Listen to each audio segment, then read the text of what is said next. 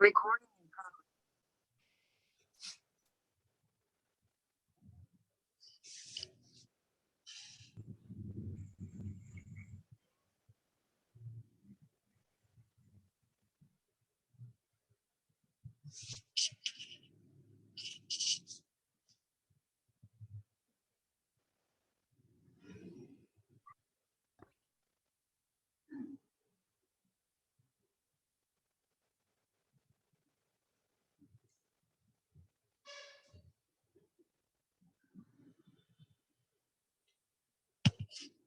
Recording in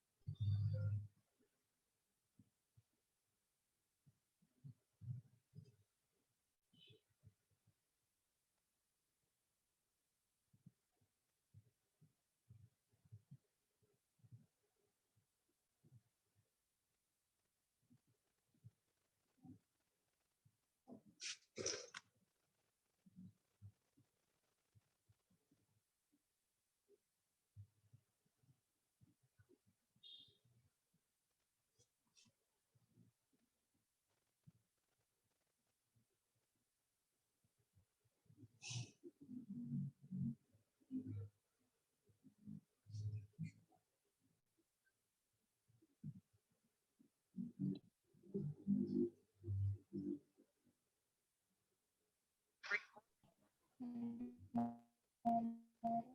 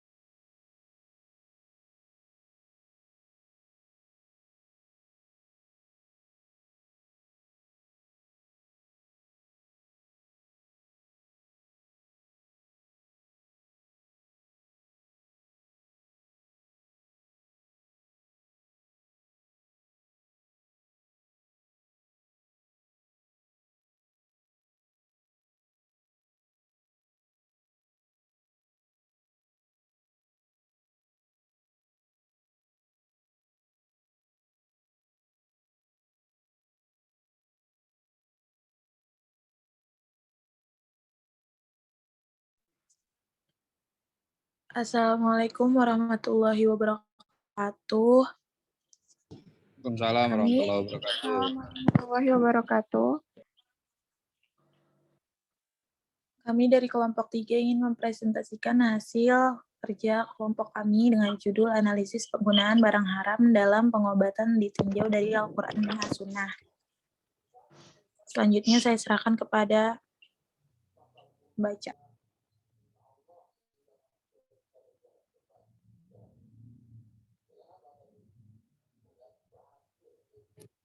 Latar belakang. Seseorang beriman harus mampu menjaga kesehatan jasmani dan rohaninya. Islam memandang kesehatan lebih dari sekadar terhindarnya seseorang dari penyakit.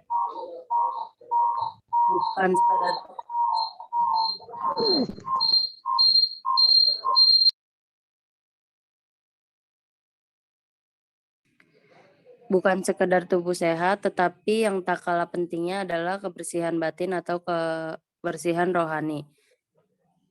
Penggunaan obat yang disyariatkan adalah bahan untuk meringankan, mengobati, menyembuhkan, atau mencegah penyakit manusia serta meningkatkan taraf kesehatannya. Obat bisa digunakan dengan berbagai cara dan bentuk.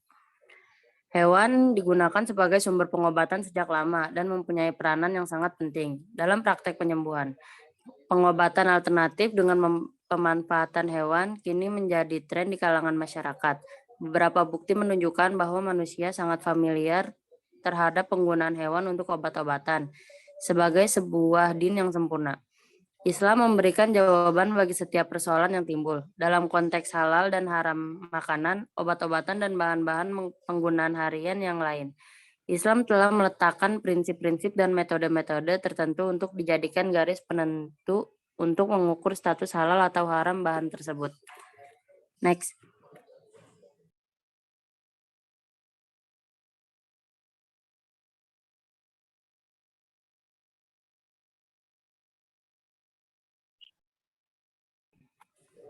Pengertian pengobatan.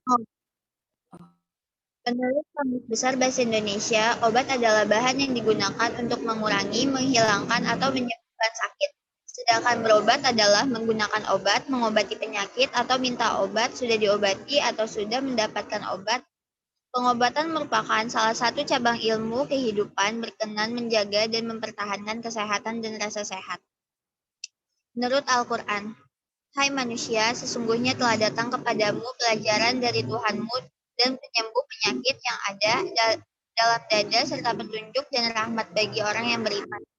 Quran Surat Yunus ayat 57.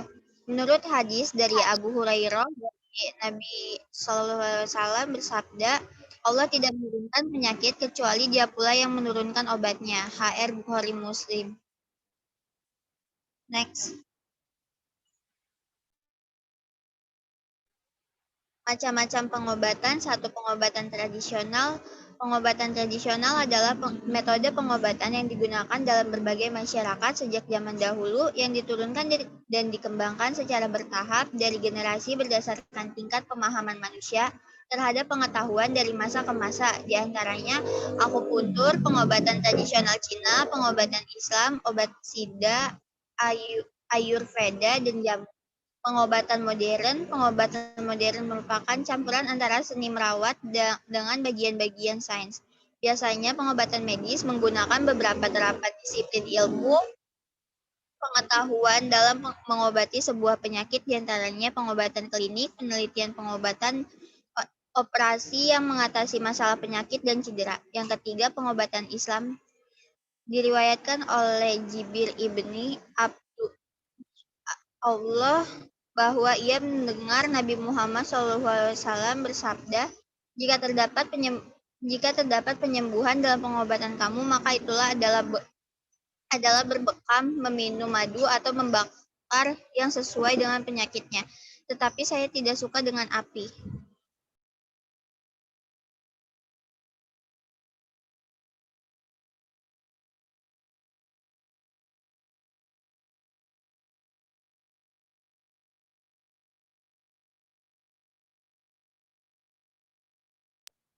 Pengobatan menurut Al-Quran. Menurut Ibnu Qayyim al-Jauziyah dalam kitabnya At-Tibbun Nabawi, bahwa penyakit itu digolongkan dua jenis, yakni penyakit batin dan penyakit lahir atau fisik. Penyakit batin adalah penyakit yang berkaitan dengan jauhnya batin atau hati seseorang dari Allah. Penyakit ini menyerang unsur ruh manusia seperti kesurupan. Pengobatan penyakit ini adalah penyakit lahir atau fisik. Penyakit ini obat-obatnya adalah dengan obat-obatan yang sesuai dengan Al-Quran. Mengobati dengan madu. Allah Subhanahu wa taala berfirman, dari perut itu keluar minuman atau madu yang bermacam-macam warnanya. Di dalam terdapat obat yang menyembuhkan bagi manusia.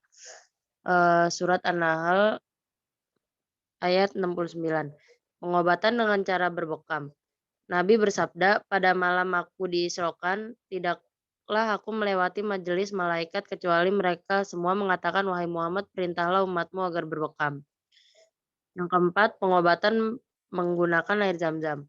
Rasulullah menjelaskan, sesungguhnya zam-zam ini sangat diberkahi. Ia adalah makanan yang mengandung gizi. Nabi SAW menambahkan, air zam-zam bermanfaat untuk apa saja yang diniatkan ketika meminumnya. Yang kelima, pengobatan kurma untuk mengobati racun dan sihir. Barang siapa yang makan 7 butir kurma ajwa di pagi hari, maka tidak akan membahayakan pada hari itu racun dan sihir. Next.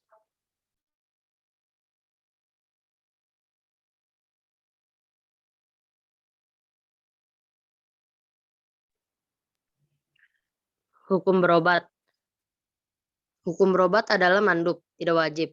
Hal ini berdasarkan berbagai hadis. Pada suatu sisi Nabi SAW menuntut umatnya untuk berobat, sedangkan pada sisi lain ada qarinah atau indikasi bahwa tuntunan itu bukanlah tuntunan yang tegas dan berimplasi hukumnya wajib. Di antara hadis-hadis tersebut adalah yang dituturkan oleh Isama bin Syarik bahwa beberapa orang Arab pernah bertanya, ya Rasulullah, haruskah kami berobat? Rasulullah kemudian bersabda, benar, wahai hamba-hamba Allah, berobatlah kalian karena sesungguhnya Allah tidak membuat suatu penyakit kecuali Dia pula membuat obatnya. Hadis riwayat At-Tirmizi.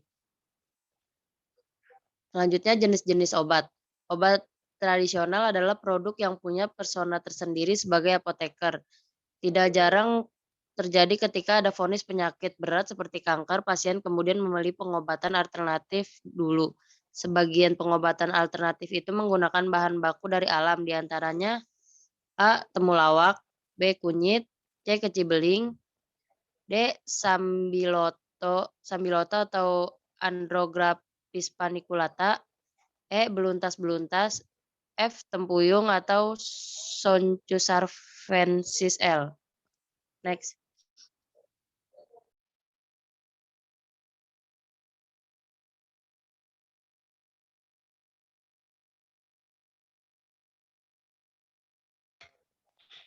Benda-benda najis dalam pengobatan.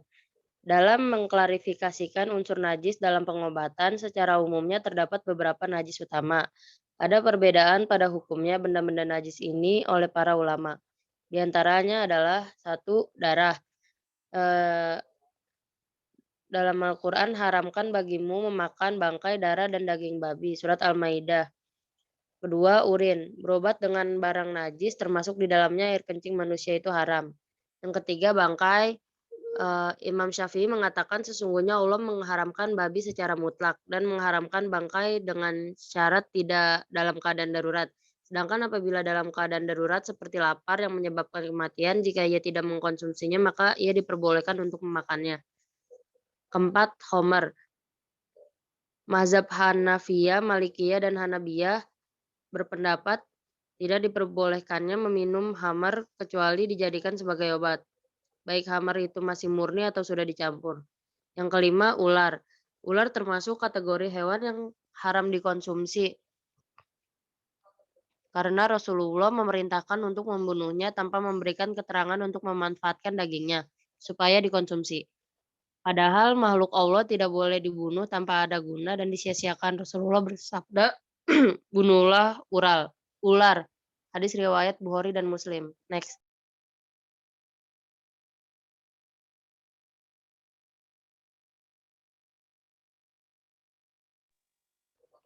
Kesimpulan, Islam mengutamakan kesehatan.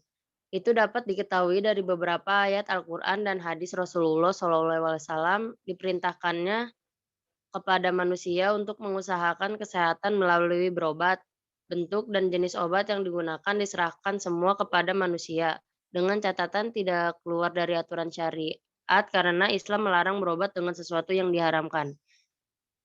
Lalu pengharaman terhadap sesuatu juga menuntut umat Islam untuk menjauhi dengan segala cara, begitu juga untuk berobat. Karena hal tersebut dapat mendorong seseorang untuk menyukai hal-hal yang sudah diharamkan. Pembolehan berobat dengan yang haram akan dapat menimbulkan efek psikologis untuk selalu mengkonsumsi benda haram tersebut ketika seseorang meyakini sesuatu yang haram itu dapat menyembuhkan penyakit. Dengan kata lain, orang tersebut tersugesti karenanya. Hal lain yang terpenting diperhatikan pemberlakuan syarat halal dan baiknya makanan juga mutlak berlaku pada konsumsi obat, karena pada dasarnya larangan untuk mengkonsumsi makanan yang termasuk kategori yang diyakini sebagai obat.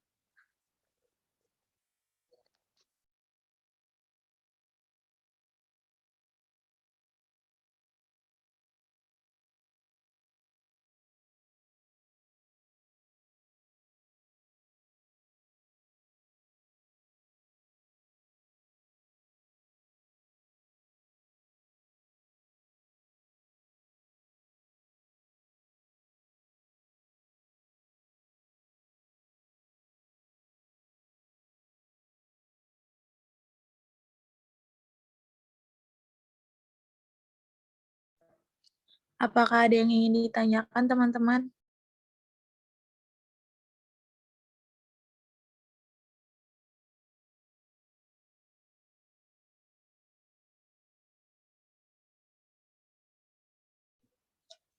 Jadi kesimpulannya apa berobat dengan benda yang haram? Boleh apa enggak?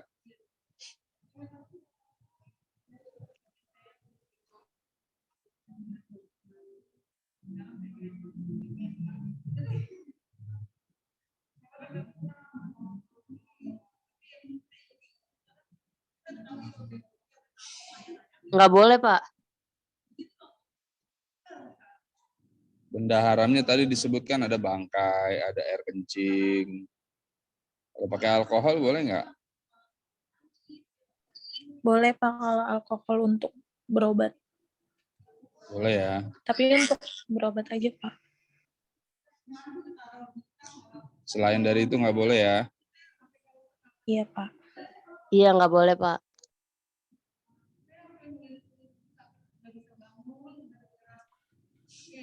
Ada pertanyaan nggak? Kalau nggak ada pertanyaan ya masuk kelompok kedua.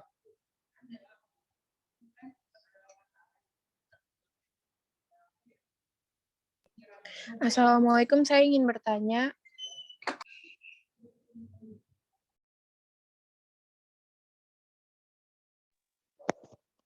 Ya, Rahma, silakan. Saya Lutfian Rasna Rahmatika ingin bertanya, apa aja obat-obatan yang sesuai dengan Al-Quran? Terima kasih.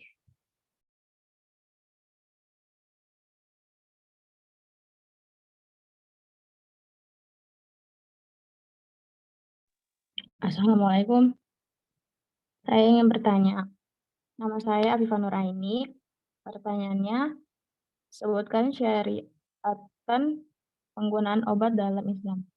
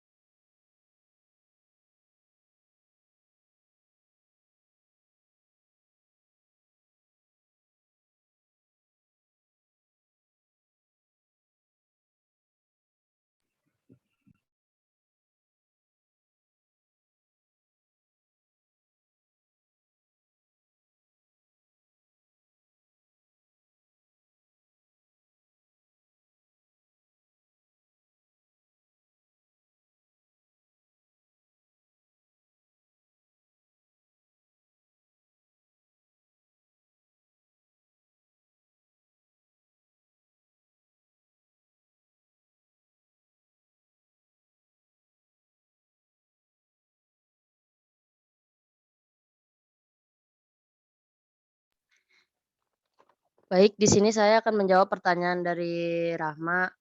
Jadi pengobatan menurut Al-Quran itu ada beberapa di antaranya mengobati dengan madu, yang kedua pengobatan dengan cara bekam, yang ketiga pengobatan menggunakan air zam-zam, dan keempat pengobatan dengan memakan kurma, yaitu untuk menghindari racun dan sihir. Apakah sudah jelas, Rahma? Baik, sudah Dini, terima kasih.